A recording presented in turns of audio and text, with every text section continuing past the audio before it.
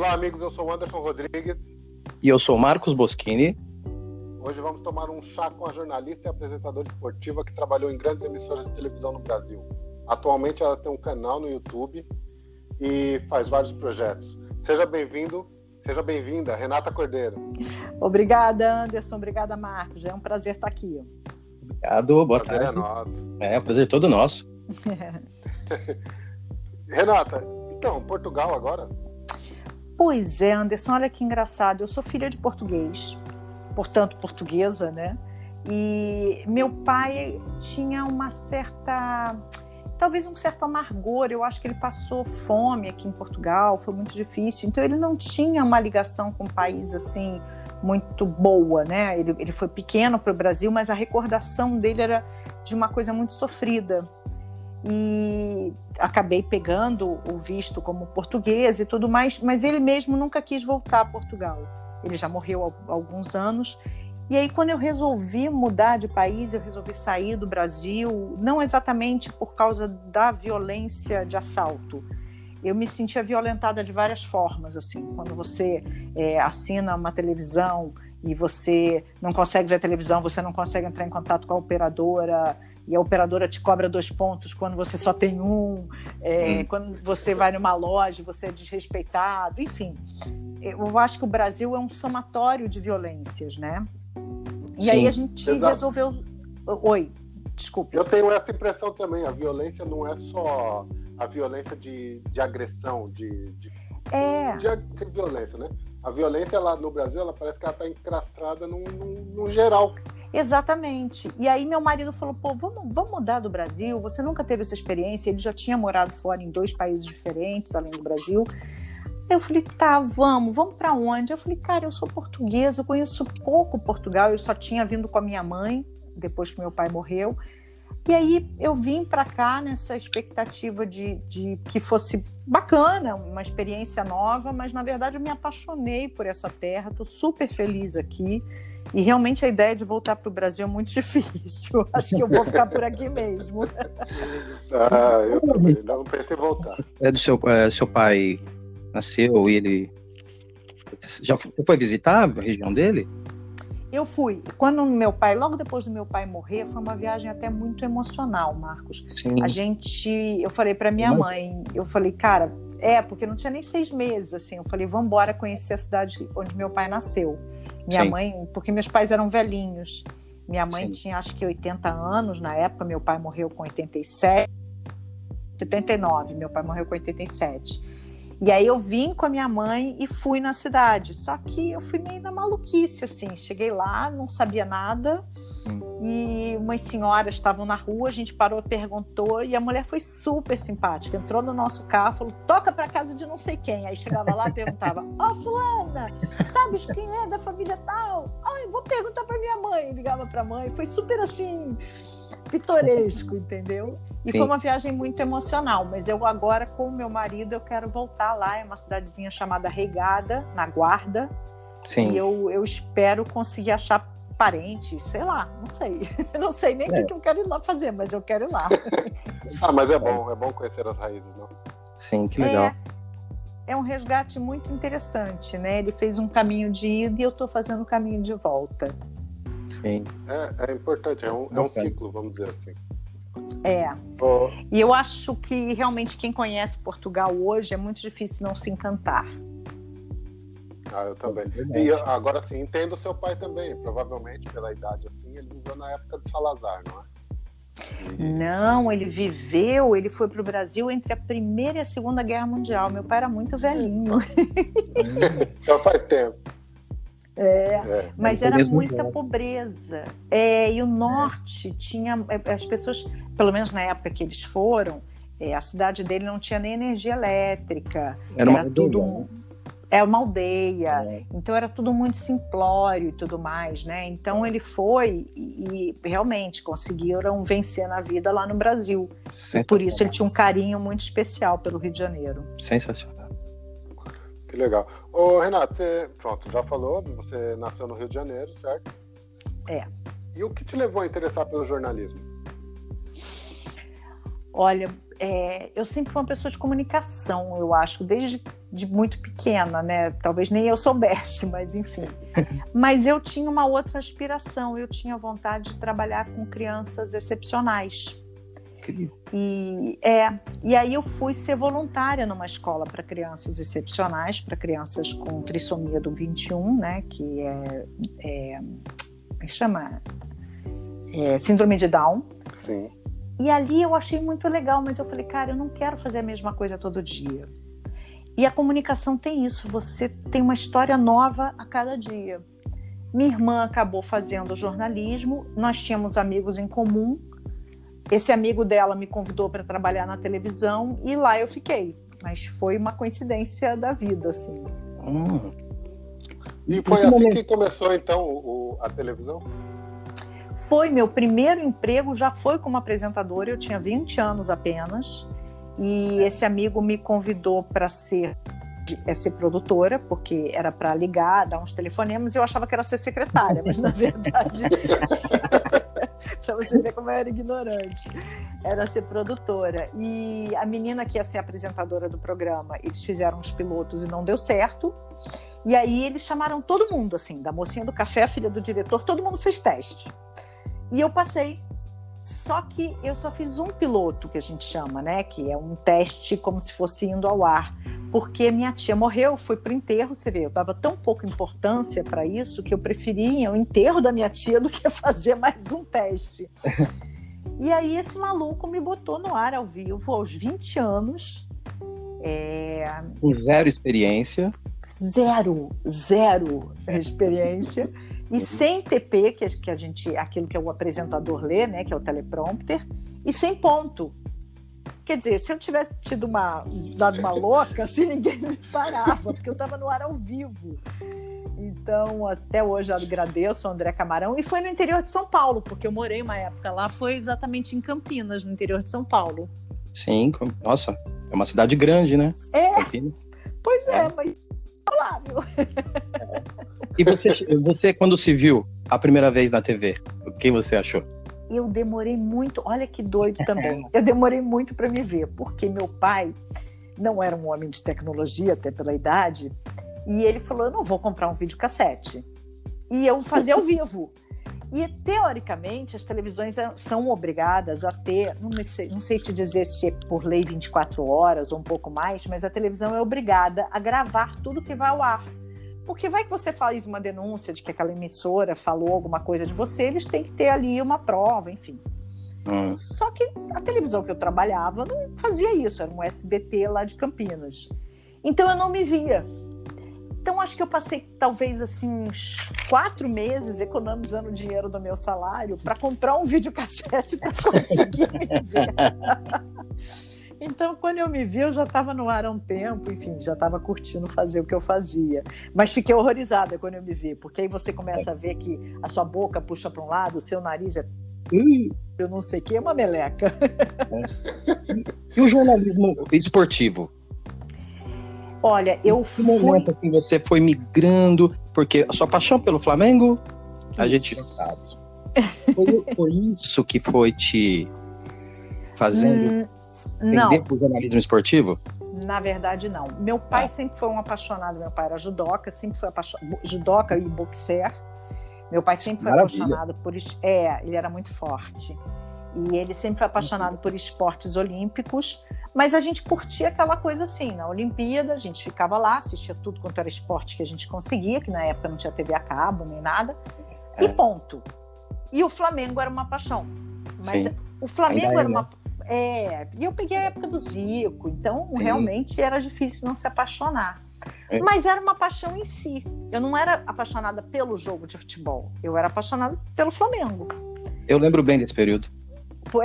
Bom, depende, não sei. O Anderson não lembra, não. Lembro muito bem. Mas aí, quando eu fui para o Rio, quer dizer, eu sou do Rio, morei um tempo em Campinas, voltei para o Rio. E quando eu consegui mostrar meu trabalho para uma pessoa, acabou que eu fui chamada para ser a primeira apresentadora da Globo News. A Globo News ia ser comandada por uma pessoa chamada Letícia Murrana, que foi quem criou vários programas, foi quem criou o GNT, enfim. Quando eu estava na véspera de eu ser contratada, já tinha até pedido demissão do meu emprego, a Letícia me falou: Renata, eu fui substituída pela Alice Maria e ela não vai pegar ninguém que eu já tinha pré-acertado. Ah, que legal. Legal, foi muito bacana. E eu fiquei desempregada. E aí ela passou minha fita para o pessoal do Sport TV. E no meio daquele ano tinha a Olimpíada de Atlanta. Então eles me chamaram, fizeram um teste, eu fiz, passei para o teste, fui trabalhar de apresentadora do Sport TV, mas era para ficar durante apenas a Olimpíada de Atlanta. E aí que eu falo assim, a vida tem uns encantos, né? A menina que era a principal apresentadora lá, avisou que ela ia se mudar para Miami com o marido. E abriu a vaga. E eles fizeram um teste comigo ao lado do mestre Armando Nogueira, que era botafoguense, um poeta, tudo de bom. Incrível. Não, eu adorava ver ele na TV. Marcos, vou te falar, eu fiquei muito nervosa na hora de fazer o teste. Aí eu achei tão bonitinho. Cara, porque ele era um ídolo, né? Sim. Era um ídolo. E aí ele pegou e falou assim: filha, você tá muito nervosa, você pode ficar nervosa com a minha presença, então eu vou fazer o seguinte: eu vou sair, você conversa comigo como se estivesse conversando com a cadeira. E ele saiu e eu fiquei interagindo com a cadeira. E foi assim que eu fiz o teste, passei a trabalhar no Sport TV. E aí eu descobri, com ele inclusive... Nossa, que prazer, hein? Putz, enorme, né? Nossa. E aí que eu descobri a paixão pelo esporte, assim, porque eu entrei no Sport TV bastante crua, só que aí eu fui correr atrás, eu fui ler, eu fui me informar, eu mergulhei, eu só lia livro de esporte no início, né? E com Armando, foi um aprendizado muito luxuoso. E aí que eu realmente me apaixonei pelo jornalismo esportivo. Naquela altura ele tinha acabado de sair do comando do jornalismo geral da Globo há pouco tempo, né? Isso. E ele se dizia muito mais feliz, porque ele falava assim: na Globo eu não podia cumprimentar as pessoas, eu não podia ser amigo de ninguém, porque se eu fosse, alguém ia falar assim: tá vendo? Faz o que eu te mando, porque eu sou amigo do Armando Nogueira. E ele falou: aqui não, eu posso falar com o segurança lá fora, eu posso abraçar a mocinha do café, eu posso falar com todo mundo. Eu vou dizer que aquele tipo de comentário que ele fazia na TV faz muita falta, sempre muito ponderado, sempre faz muita falta. E tem mais um detalhe, né, que esses dias eu estava até comentando isso com meu marido, a gente não tem mais na TV brasileira um programa, por exemplo, todo mundo entende tática, todo mundo tem uma opinião só para dar sobre o jogo, sobre o time, sobre o jogador, mas não tem uma poesia, não tem uma parte cultural junto ao esporte. Que o Armando sempre levava isso. Eu me lembro que com ele eu entrevistei o Pitangui, entrevistei o Zueni Ventura, Nélida Pinhon, pessoas que são de áreas completamente diferentes. Muito fã do Zueni, eu sou. Eu também. Somos dois. Nossa, a escrita dele me pegou demais. Renata, eu ia entrar nesse assunto exatamente assim, porque eu vejo você, lógico que passando um pouquinho, né? Esse cronograma. Você trabalhou no Sport TV e depois você foi para Band, para a TV aberta, foi na Bandeirantes. Foi. Foi com Cajuru e tal. Isso. Mas eu lembro de você mais com o Milton Neves. Camarada aqui, o Milton Neves, o Milton Neves é aquilo, né? Ame-o ou odeie, né? Ele é um personagem, né? Ele é um personagem. E eu acho, na minha visão, eu vejo que o Milton Neves chegou na televisão para mudar, revolucionar os programas de esporte. Eu acho que ele que foi uma pessoa, um comunicador que conseguiu trazer uma diferença. E talvez o pessoal todo hoje se espelha muito nele e não sabe fazer igual ele. Exatamente. Eu acho que e tem uma questão que o Sport TV, por exemplo, ele é muito jornalístico. Já o Milton, ele é um comunicador. Sim. O Milton, ele quer fazer polêmica, ele quer fazer bafafá. Eu morro de rir no Instagram do Milton, porque ele faz alguma coisa, por exemplo, contra o Corinthians, que ele já sabe que vão xingar ele de tudo quanto é nome. Mas é aquela história do falem mal, mas falem de mim. De qualquer forma, ele tem uma multidão que o segue. Então, ele teve essa grande sacada. Ele é um baita comunicador, assim como o Cajuru. O Cajuru também é um baita comunicador. Já no Sport TV e com o Armando, era uma coisa muito mais Com o Armando era uma coisa mais lírica, e no Sport TV convencional é uma coisa muito mais jornalística. Se você não tiver prova do que você está falando, você não fala. Se você não tiver certeza, se aquilo não tiver um fundamento, isso não é dito. O Milton não. O Milton, ele solta aquelas bombas gigantescas. Não que ele vá falar mentira, não é isso. Mas ele solta aquelas bombas e a gente corre atrás, entendeu? É muito divertido. Na rádio ele já fazia muito isso. Oi? Na rádio ele também fazia muito isso. Nossa. Muito. Sim, o Milton né? Ele criou adesivos para os clubes de São Paulo, né? Torcer para o São Paulo é uma grande moleza. O do Corinthians era não sei o quê. Muito amigo, eu sei. O do Palmeiras. O do Palmeiras eu não sei, não lembro qual que era. Também não sei, agora eu esqueci. Mas ele criou e isso, todo carro em São Paulo tinha esses adesivos. Pois é, isso que eu falo, assim. E ele teve uma percepção, o Milton, ele começou a ter um portal na internet, ter um site na internet muito antes de todo mundo. Era no Ball, se eu não me engano. Isso, era. Rapaz, boa memória, era mesmo. E ele tem aquele quadro Aonde Está, Exato, onde foi parar. Que é muito legal. Não lembro agora. Muito legal. Muito legal. Esses dias ele postou no Instagram, o da Renata Cordeiro. Teve um dia que ele me postou. Que fim levou. Que fim levou isso? E eu aprendi muito. O Maurício fala muito. que não gosta. Ah, é? Porque ele fala que é uma fábrica de monstro. Ele fala, meu Deus, como a gente era bonito. Não gosto nem de ver aquilo. E ele criou o Super Técnicos também. O programa Super Técnicos foi um programa muito revolucionário na TV. Muito bom. Eu lembro bem, foi no fim dos anos 90. E era diferente. Ele tinha uma postura diferente. Não tinha nada de polêmica, se falava mesmo de tática. Ele brincava um pouco, mas era pouco naquela época. Mas é muito legal, é muito legal. E eu acho que hoje todo mundo foi, realmente, como disse o Anderson, eu acho que muita gente foi nessa veia dele. Então você vê vários programas em que todo mundo briga, todo mundo grita, todo mundo não sei o quê, parece que não vai se falar nunca mais, aquela coisa toda. Chama pauta com polêmica. Puxando uma pauta com polêmica. E isso realmente nasceu com o Milton, cara. Não, sim, foi com ele, de certeza. E, olha, eu vou te falar, o futebol, né, há um tempo atrás, era muito mais fácil, né? Você brincava e não tinha tanto estresse, né? Por exemplo, eu lembro de programas que tava lá o Osmar, o Dr. Osmar, o Cittadini, o Marco Aurélio. Adoro. São Paulo. Adoro o Marco Aurélio. O Milton Neves jogando fogo, álcool, né? Fazendo todo mundo se pegar. Aí tava lá o do Palmeiras, Qual deles? Como era o presidente lá, do Palmeiras, nessa época também ali, no começo dos anos 2000. Eu tô vendo a cara dele, que também era todo lembrar. mundo. Eu também não era o Mustafa, não, né? Não. Era o... Não. Bom, o Mustafa também foi durante essa época, mas não era o Mustafa, não. O que eu tô pensando é um outro, que é um pouco mais, assim, almofadinha.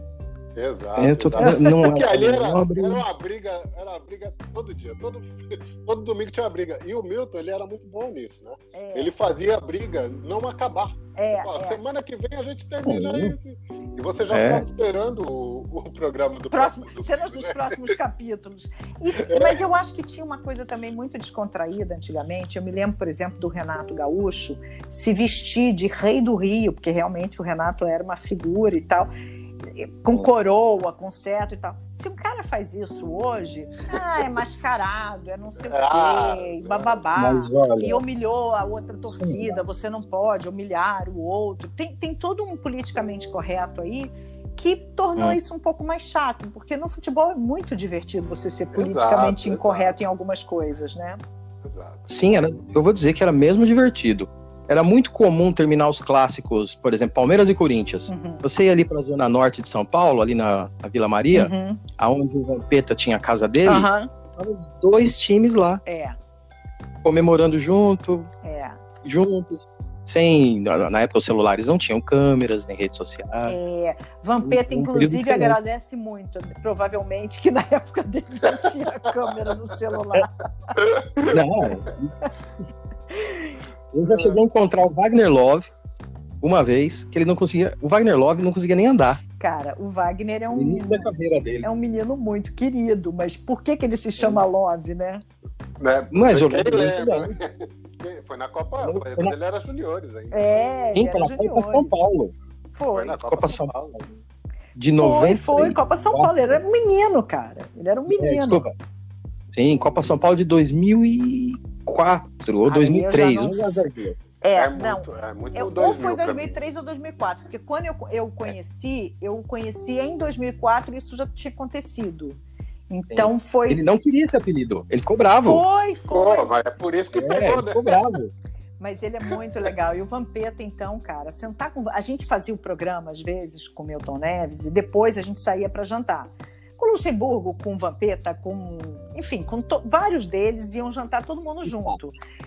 Olha, uma vez eu vi uma mesa, tava o Luxemburgo não abriu a boca, porque o Vampeta contando aquelas histórias, nem o Luxemburgo, nem o Milton. Ficou todo mundo calado só ouvindo os causos do Vampeta, que é uma figura queridíssima, né? Eu já encontrei o Vampeta umas 2 vezes. Ele é muito simpático mesmo. Muito. Aqui, pessoalmente. Muito receptivo, muito simpático. Muito acessível. Não tem máscara. O que você falou, Anderson? Não, esses dias eu vi no Instagram, o Miller postou uma foto, tava o Vampeta, Edilson, Robinho, Amaral. Eu falei, meu Deus do céu, naquela... Acho que o mais santo ali era o Miller mesmo. Não, é o que eu falo, assim. E olha lá. Os meus amigos, assim, os jogadores que eu tenho mais proximidade, né? Ricardo Rocha, um santo. Djalminha, uma coisa de bondade. Ronaldo Fenômeno. Roberto Carlos, só virgem, entendeu? Esses são os caras que eu me dou no futebol, entendeu? Cara, mas era muito divertido. Na Copa de 2002, Denilson é outro amigo. Denilson. Hoje Denilson também é lá da Zona Norte. Você cobriu a Copa de 2002 em loco? Cobri. Foi uma coisa super emocionante. E foi muito emocionante, porque como eu tinha uma proximidade muito grande com esse grupo, assim, todo esse grupo eu conhecia muito bem. Até foi bonitinho, ano retrasado ou ano passado, não sei jamais. Não, foi ano passado, eu encontrei o Kaká. E eu não encontrava o Kaká há muitos anos. Ele me deu um abraço, que saudade e tal, me abraçou. Então, assim, eu tinha uma relação muito próxima com esses jogadores de 2002, né? Com Ronaldo, com Roberto Carlos, Rivaldo, enfim, praticamente todos eles eu tinha uma relação muito, muito próxima. Então, quando eles ganharam, não era a minha seleção, né? A seleção do Brasil, eram os meus amigos que estavam ganhando, o Filipão, um grande amigo, enfim, foi tudo muito bacana, assim. Eu tive muito envolvida naquela seleção e, para luxo do luxo, eu estava trabalhando com Armando Nogueira, com Rivelino, com Leivinha. Então, assim, foi uma experiência muito legal. É a história do futebol, né? Só ídolo. Só ídolo. É só gente grande, cara. E é muito interessante esse grupo de 2002, que ele era muito heterogêneo, né? Mas era muito unido. Mas isso mesmo. Era muito unido. Era muito homogêneo. Tinha jovens que já eram maduros, que já tinham conquistas, tinham pessoas como o Ronaldo mesmo, que já vinham com aquela bagagem dele, de 2 Copas do Mundo, apesar de... E 2 cirurgias no joelho. Como foi? Eu lembro muito bem de como foi. O pessoal deu ele como acabado para o futebol. Foi. E tudo mais. Uma seleção que às vezes era questionada por causa de certos jogadores, porque a comissão técnica era muito palmeirense, né? Eu que sei. E tinha o Marcos, então, que é um outro queridão, né? Um cara que não tem como não gostar. Desculpe, mas assim, você pode ser de qualquer time, mas não dá pra não gostar do Marcos, né? Só não gosta quem tem raiva dele, tipo, defendeu contra o meu time. Cara, mas olha só. Mas olha, mesmo assim, acho que assim, eu sou São Paulino e o Marcos é um ídolo. Um outro amigo que eu tenho no futebol é o Renato Gaúcho. E toda vez que eu encontro o Renato, eu falo pra ele que eu tenho raiva dele até hoje pelo gol de barriga.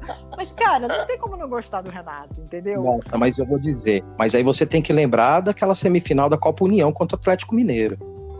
Que o Atlético era o melhor time do Brasil. Vai começar. Não por isso. Você vai lembrar. O Atlético Mineiro era treinado pelo Tele Santana. Era o melhor time do Brasil. O Renato jogou Não, o Renato tanto jogava no Rio muito. quanto em Belo Horizonte, ele fez o inferno daquela defesa do Atlético Mineiro. Ganharam os 2 jogos. Mas olha só, o Renato, eu brinco com ele, mas assim, é porque por mais que o cara tenha ganho, aquele gol de barriga foi muito humilhante. Mas aquele final foi muito marcante, né? Cara, mas aquele... O Flamengo era muito forte. Mas aquele gol... É tipo o Pet, assim. É outro amigo querido. O Pet, eu não tenho... Todas as vezes que eu encontro o Pet já sabe que eu falo, antes de tudo, obrigada. Tem uns gols, assim, que marcam a tua vida, né? Fica ali, é uma cicatriz do meu. Boa. O meu foi aquele do Zinho na final contra o Corinthians em 93. O Zinho é o outro amigo querido com quem eu trabalhei.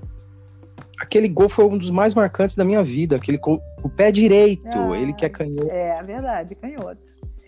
Ele fez um gol com o pé direito no final. Nossa. Isso foi uma coisa foi tão criticado, né? É isso que eu ia falar. O Zinho foi muito criticado. E você sabe que há pouco tempo, até me parece que o Galvão Bueno pediu desculpas a ele, né? Perguntaram se ele assistiu a final de 94. Ele falou que não.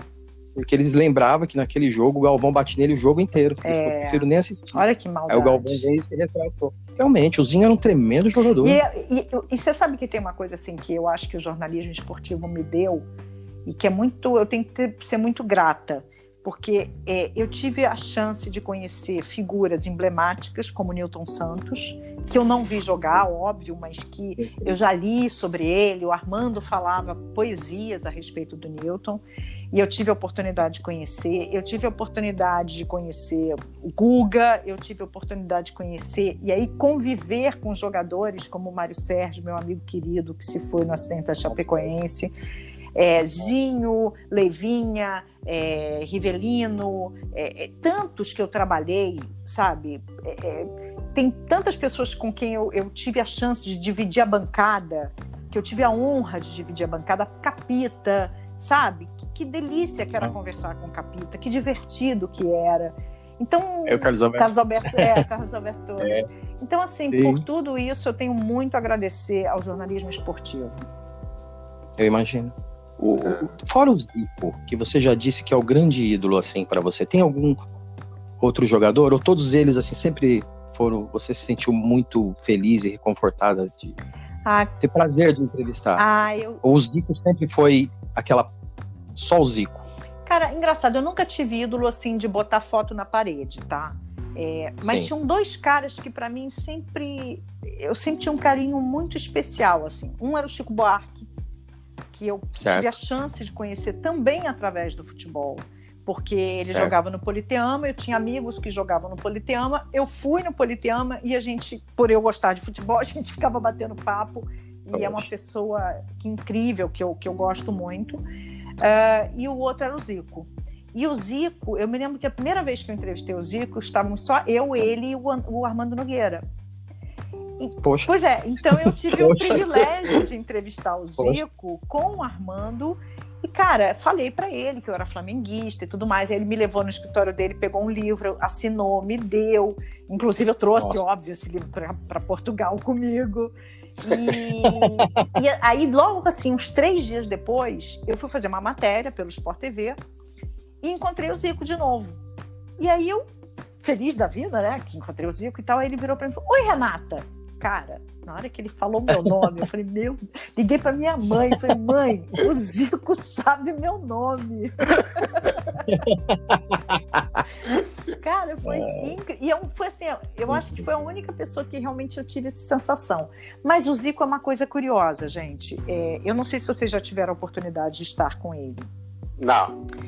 É uma figura assim. Eu não, né?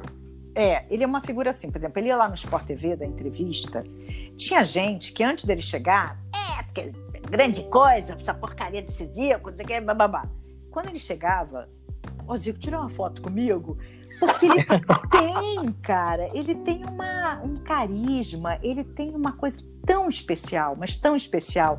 E se vocês um dia, e quem estiver me ouvindo, tiver a chance de ir no Jogo das Estrelas no final do ano, que é um jogo beneficente que ele promove todo final do ano no Maracanã, cara, vai todo mundo embora, o Zico continua lá um cara chama ele do outro lado da arquibancada, ele atravessa devagarinho todo o campo do Maracanã, vai lá, tira foto, dá assinatura na camisa, não sei o quê. Aí o outro chama do outro lado, ele atravessa, vai. Ele faz isso todos os anos.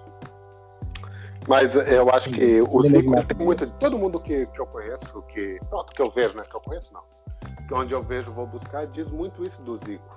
Porque ele não era apenas dentro de campo um grande jogador, né? Ele era exemplo fora. E você veja que se você conversa com o Júnior, por exemplo, que foi outro ídolo que eu tive contato e trabalhei, o Júnior fala muito isso. Ele fala assim, cara, todos nós jogávamos bem, todos nós éramos amigos, mas a gente sabia que o Zico era o Zico. Sem ciúme, sem... Entendeu? É uma coisa de carinho, de admiração. Ele tem o pó do pirim-pim-pim, cara. Quando ele foi feito, jogaram lá o pozinho nele e ele, entendeu? Eu vi uma entrevista, acho que do Antunes. Eu não lembro se foi do Antunes ou se foi do Edu. Um dos dois irmãos dele. Dizendo que ele já jogava na época no América e quando terminava o treino, os amigos dele pegavam nele e falavam assim que iam ver o menino novo que estava jogando na base, que já era um craque.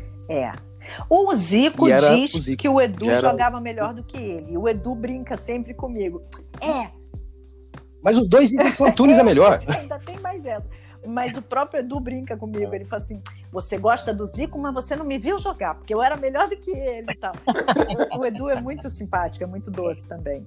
Mas o Zico realmente tem um pó do pirim-pim-pim ali que é muito especial. Voltando. Então, teve um grande episódio seu com o presidente do esporte a reclamar o título do Flamengo na época. Como é que foi aquilo? Eu acho que tem uma coisa que é a paixão clubística, né? E também cada um, enfim, defende. Se o presidente do esporte falar que é do Flamengo, ferrou, né? Ele não volta para casa. Não pode, né? Mas eu acho assim... pode mudar de estado. Mas eu acho assim... Eu acho que, independente de qualquer coisa, a gente não pode ser grosseiro, né? E não é incomum as pessoas serem um pouco mais grosseiras, principalmente quando são mulheres falando de esporte. Eu acho que ali ele foi, enfim, ele não foi muito simpático. Mas, ok, também. Não vou ficar dolorida por causa disso, porque eu acredito que o título fosse do Flamengo, que o título é do Flamengo, e não é exatamente, simplesmente porque, na regra estava...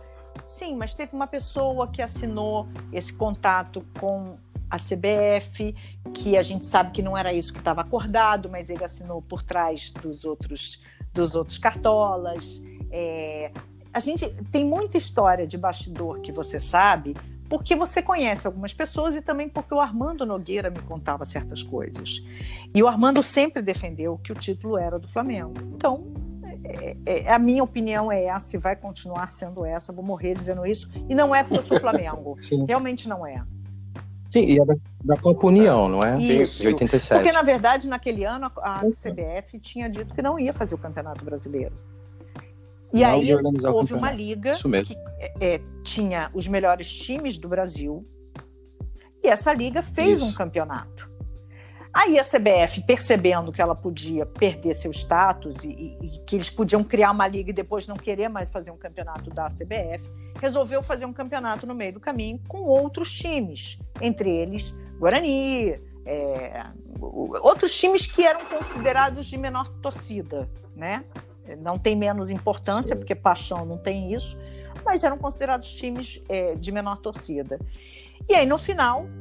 eles queriam fazer um jogo final entre o vencedor, vamos dizer assim, dessa linha A e o da linha B. E o Flamengo falou, não, cara, eu já ganhei o campeonato com os melhores que tem no Brasil, eu não vou fazer essa final. Legalmente, quem ficou com a taça foi o Sporting, mas assim, ele brigou com quem? E o Flamengo brigou com quem para chegar a esse título, né? Então, para mim, não é muito discutível, entendeu? É a mesma coisa que dizer... Aqui vai uma curiosidade. Chamava Copa União porque era patrocinada pelo Açúcar União. É a mesma coisa que algumas pessoas falam, por exemplo, o Corinthians foi campeão mundial, o Flamengo não, porque na época era em Tóquio e não era da FIFA. Ah, tá, então tá. Se você quer defender isso, você pode defender. Eu não vou discutir com você, mas enfim. O Zico deu uma declaração muito lúcida sobre isso. Ele falou assim, tá bom, mas eu joguei todos os jogos, eu disputei uma final, eu ganhei, e eu levantei uma taça, e era um título. Então eu fui campeão. Assim... Ele foi muito educado até. Foi o Zico próprio que falou isso na TV. Ele falou, pra mim não tem conversa, não tem debate, não tem exatamente, polêmica, não tem polêmica, entendeu? Eu acho que é uma questão de você analisar. Analisa a liga que fez o campeonato, analisa o campeonato da CBF, e você vai me dizer, até hoje, esses times da liga são mais fortes do que esses times... Então tem coisas assim que são inegáveis. E no caso de Tóquio, é inegável. Era o quê? O Liverpool estava fazendo um campeonato mambembe? Não, desculpa, não estava. Entendeu? Então, quer falar isso? Fala, pode falar. Mas eu não vou discutir. Eu só brinco com meus colegas que vêm falar assim, o Palmeiras não tem mundial, levantou a garrafa de 51. Eu falo, não vem com gracinha não, porque o Zico levantou uma chave de um Toyotão lá e vocês tomaram o mundial do mesmo jeito. Mas... E eu tenho que dizer, eu acho engraçado as brincadeiras do Palmeiras com o mundial. Então, ninguém me pega nessa. Eu te confesso que eu acho muito engraçado, mas eu acho muita maldade, cara. Né? O pessoal sacaneia muito. Eu também acho muita maldade. Eu acho que o Palmeiras devia ser campeão mundial algum dia pra acabar com isso. Acabar com a piada, igual o Corinthians acabou. Não ter Libertadores. Não vai tentar nisso. Agora, deixa eu perguntar uma coisa também. Em que momento entra a Fox Sport? O que aconteceu? Foi comigo também? Foi? Oi. Alô? Aí você tá na Band, nesse projeto do Cajuru. Aí você vai pra Fox Sport direto? Não. Eu fui pra Record primeiro. Fui fazer a parte de esporte na Record. Foi aí que eu fiz o Milton Neves. Sim. E aí, depois disso, é que eu tive um convite para ir pro Fox Sports. Eu fui a primeira pessoa a entrar ao vivo no Fox Sports. Porque o Fox Sports tinha muita dificuldade técnica. Sim, eu lembro. O Edu Elias é meu colega. É meu colega. Legal. O Edu é um querido. Tem ele e a Camila. Camila Gomes. Ele que é a esposa dele. E ele era da ESPN, eu conheci ele na época da ESPN. E ele, de repente, aparece no Fox Sport, assim, um projeto verdinho. A gente começou a ir no ar e não ia ao ar. Porque a gente fazia televisão, mas na época a NET não tinha conseguido um acordo com a Fox. Então, a Fox ia ao ar, mas ninguém tinha como ver a Fox. Então, a gente ia lá, botava jornal no ar, não sei o quê. Mas tudo era gravado, porque eles tinham medo de entrar ao vivo. E quando a gente entrou no ar na NET, a gente continuou fazendo gravado. Então, o jornal, por exemplo, era gravado para depois ir ao ar. Gravava 1 hora antes que fosse, mas gravado, porque eles tinham muito medo dos problemas técnicos. E aí eu tive uma chefe, que ela foi minha chefe no Sport TV, foi minha chefe na Fox, e ela virou para mim e falou, Renata, vamos parar com isso? Vamos entrar no ar? Eu garanto e você garante? Eu falei, vamos embora. Então, eu fui a primeira a entrar no ar ao vivo, sob o comando de Solange Amado. Foi muito legal. E é melhor fazer ao vivo do que o... eu amo fazer ao vivo. Amo.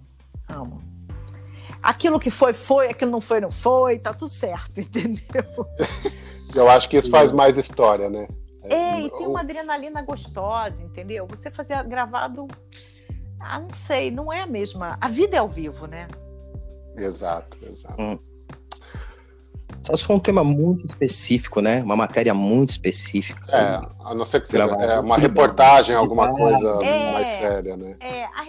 Quer dizer, mais séria eu não diria, mas assim, a reportagem faz sentido porque você vai fazer uma parte falada, uma parte você tem que botar imagem, uma parte não sei o quê. Eu até mesmo no Instagram, eu faço muitas vezes gravado, porque eu gravo, eu tenho esse capricho de buscar uma imagem, de buscar alguma coisa para acrescentar e tudo mais.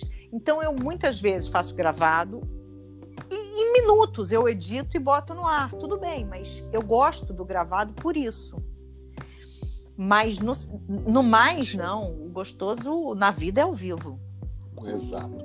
Ô, Renato, e você agora está com o YouTube, certo?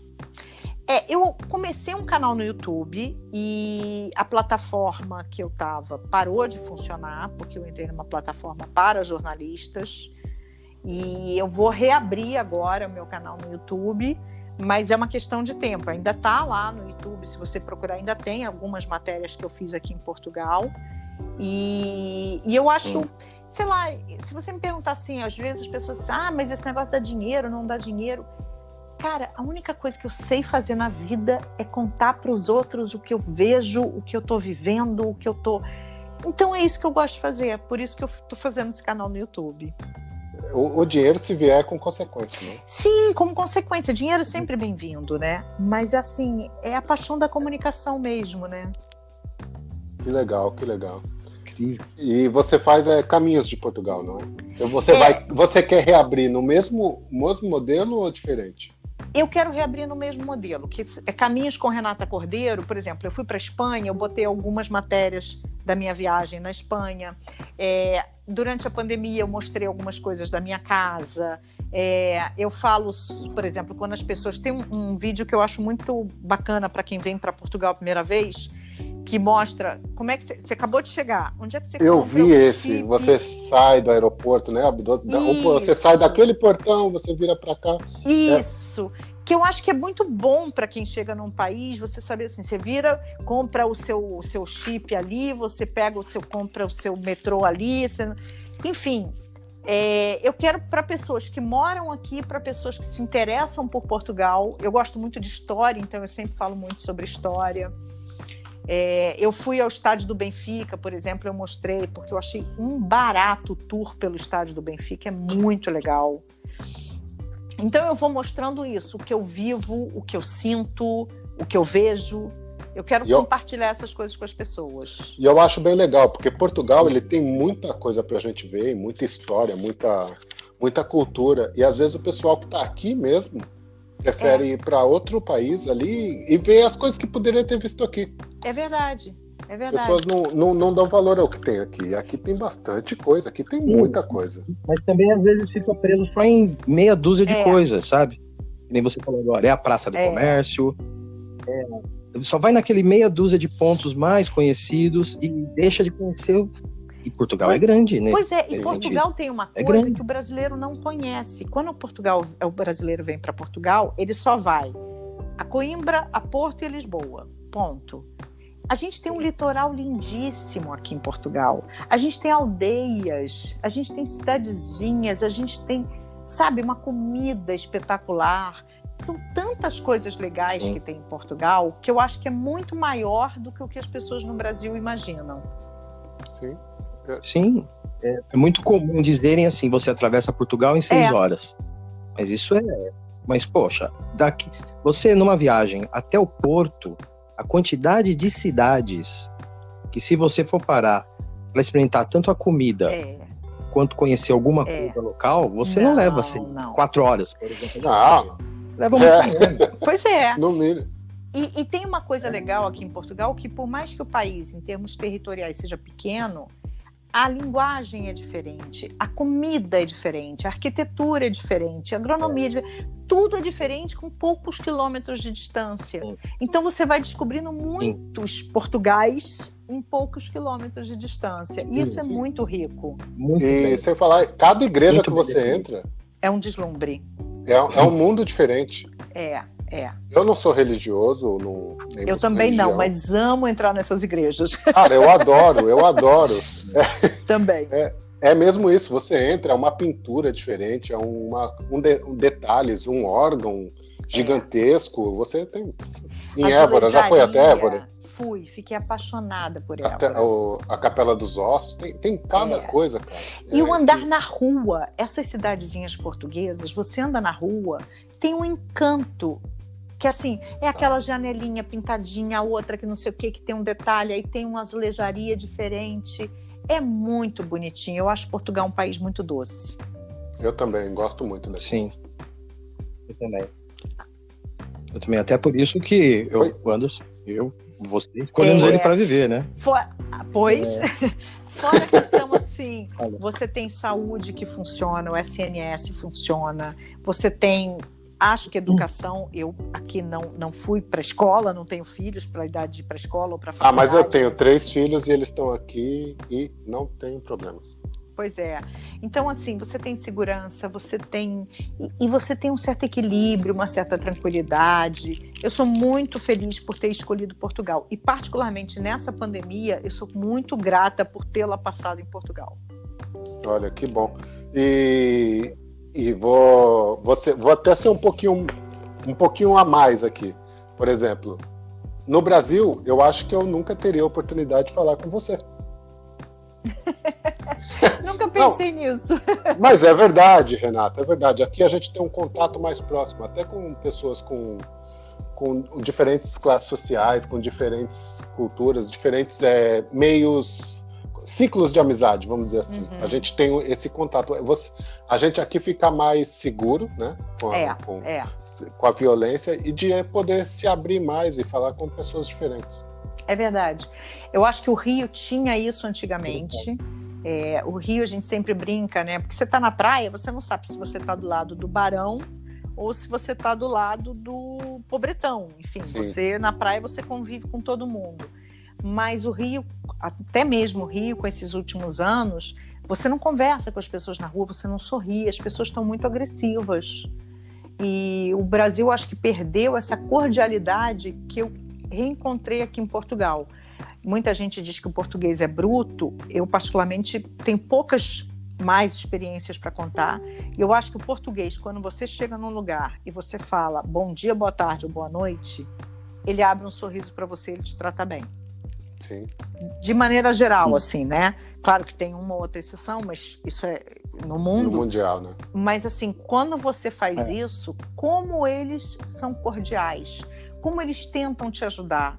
Por exemplo, eu vou dar um exemplo bem idiota, assim, eu estive num supermercado, não achei um produto, perguntei para o rapaz, falei, bom dia, o senhor pode me ajudar a achar tal produto e tal? Cara, o cara rodou o supermercado inteiro para poder achar o produto e descobriu que estava no estoque, não estava lá, ele me pediu para eu esperar que ele ia pedir para uma outra menina, a menina foi no estoque, não sei o quê. Quando isso ia acontecer no Brasil? Fica lá. Não Olha, vai. tem tal coisa, fica em tal corredor, pode ir lá. Exatamente. Então tem uma coisa de te ajudar, sabe? De ser generoso. Eu acho isso muito rico aqui em Portugal. Não é que não tenha defeitos, óbvio que tem. Mas eu encontro muito mais soluções do que problemas. Eu concordo. Renata. Você usou uma palavra muito boa aí. Equilíbrio. Você usou uma palavra muito boa. Equilíbrio, realmente. Renata, você tem algum plano para o futuro, fora o canal do YouTube? Anderson, eu nunca fui uma pessoa de planejar, tá? Você vê que eu virei jornalista por acaso, eu virei jornalista esportiva por acaso. E eu pensei nesse negócio no YouTube meio por acaso também, porque essa minha amiga, que era minha chefe no Sport TV, foi minha chefe na Fox, veio para Portugal também, e ela que inventou essa ideia de canal no YouTube, enfim. Foi por aí que eu entrei. Eu não tenho um plano, assim. Eu quero fazer uma coisa que eu não fiz durante muitos anos na minha vida. Eu quero viver. Porque quando você é jornalista, principalmente esportivo, eu trabalhava absolutamente todos os fins de semana. Então eu era convidada para o aniversário de alguém, para o batizado do filho, para o casamento, e eu não ia porque eu estava trabalhando. Ou às vezes eu falava que ia, não ia porque estava trabalhando, às vezes eu não comprava um ingresso para alguma coisa, porque eu achava que eu ia trabalhar e aí não saía mais cedo da TV e também não tinha ido. Enfim, teatro, por exemplo, era uma coisa que eu não via há muitos anos, porque como é que eu ia no teatro? Eu comprava ingresso, de repente mudava o meu horário e eu estava trabalhando. E teatro não é uma coisa que nem cinema que você compra em cima da hora, né? Sim. Então, assim, eu vivi muitos anos esse tipo de coisa. Eu me lembro, por exemplo, vou te dar dados bobos, mas assim, eu aprendi a fazer minha unha, porque eu não conseguia marcar manicure. Eu tentei fazer personal trainer, não conseguia, porque eu ficava dando cano nos caras. Então, sabe? Aí, assim, hoje em dia eu quero viver, eu quero acordar e falar, bom, o que eu quero fazer hoje? Isso, para mim, é um prazer inenarrável. Isso eu entendo bem. Muito bem, isso é um plano. Pode mudar, entendeu? Pode mudar a qualquer momento, sim, mas hoje é meu plano. Que legal. E, Renata, a gente está chegando ao fim aqui e eu queria que você deixasse alguma dica cultural aí para o pessoal. Olha, eu acho que tem uma paixão que eu tenho, que é a leitura, né? E aqui em Portugal eu acho muito legal que eles valorizam a língua portuguesa de uma forma como acho que a gente no Brasil não faz. Eles têm essa coisa do lusófono, do luso, do não sei o quê, que une esses tantos países, né? Brasil, Angola, Cabo Verde, Portugal, enfim, todos esses países estão unidos pela língua. E eles dão um valor para isso que eu só vim a descobrir aqui em Portugal. Então, eu acho que uma forma de você conhecer Portugal e mergulhar em Portugal também é através da literatura. Então, aproveitem a nossa língua. Boa. E, Marcão, quer mais alguma coisa? Não, quero agradecer a Renata mesmo, bastante. Por ela ter compartilhado essas ricas experiências que ela teve. Pode ter certeza que eu, particularmente, me senti o que ela deve ter sentido, num grau menor, é lógico, por ter estado com todas essas pessoas, essas celebridades, pois é um universo que eu admiro e gosto muito. E parabéns pela bela carreira que você construiu. Obrigada. Sempre tendo admiração e respeito das pessoas em volta de você. Obrigada, meninos. Porque por onde você passou, vi que você deixou assim sempre boas recordações. Isso não é. Olha, isso é um orgulho mesmo. Eu até hoje, os meninos da Fox, da Record, do Sport TV, as pessoas com quem eu trabalhei, tenho boas relações e é muito gostoso sentir isso, porque a gente cria histórias, né? Eu acho que a gente pode ter ou não ter dinheiro, mas tem uma coisa da tua trajetória que nada paga e nada muda. E esse é o grande legado que a gente tem na vida, né? Então foi muito prazeroso. E olha, melhor sorte para conseguir e melhor sorte agora com as placas de carro, tá? Pois é, acabaram com a minha brincadeira, menina. Pois é, né? Vida. Que danado, pessoal. Eu adorava desafiar meu marido, que eu nunca sei. Ele fica assim, você viu, mas a lanterna é diferente. Eu olho, nunca nem reparo que o carro tem lanterna. Aí era barato isso, poxa. Eu sou uma negação. Eu ia ganhar sempre se fosse comigo. Tá ganhar sempre. Devia ter apostado com você, não com ele. Aí eu, é gasóleo? Aí você, não. Não, mas muito legal, meninos. Foi um prazer conhecer vocês, mesmo que seja só por voz. Foi um prazer esse bate-papo, tá bom?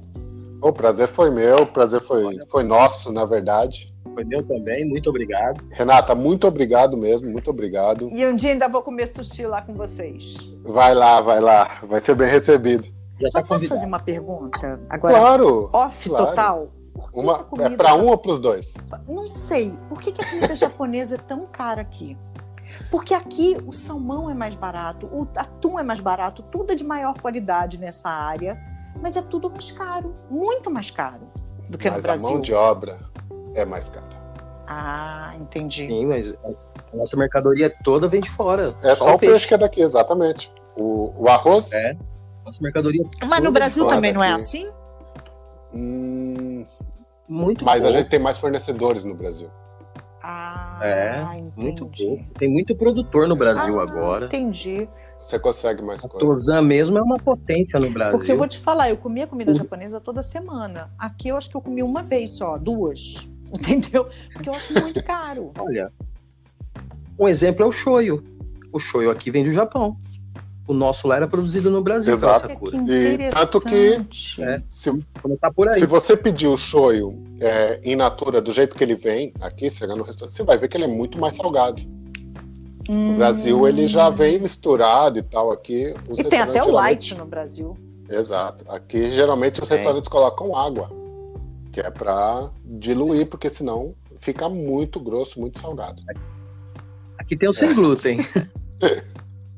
Aqui tem o sem glúten. Pro meu marido é quem cozinha aqui em casa. E ele sabe fazer comida oriental, ele estudou, ele fez curso e tal, mas ele não é de fazer comida oriental. Principalmente sushi, sashimi, enfim. Ele fala que o corte tem que ser muito especial e que ele não é tão bom. Mas eu vou contar isso para ele, porque também é uma curiosidade dele. Por que aqui é tão caro? Então agora já tem uma explicação. Mas é muito isso, é muitos produtos que são importados, quase todos. A mão de obra, né? Tem restaurantes baratos, mas aí você, quando comer, você vai sentir mesmo a diferença de qualidade.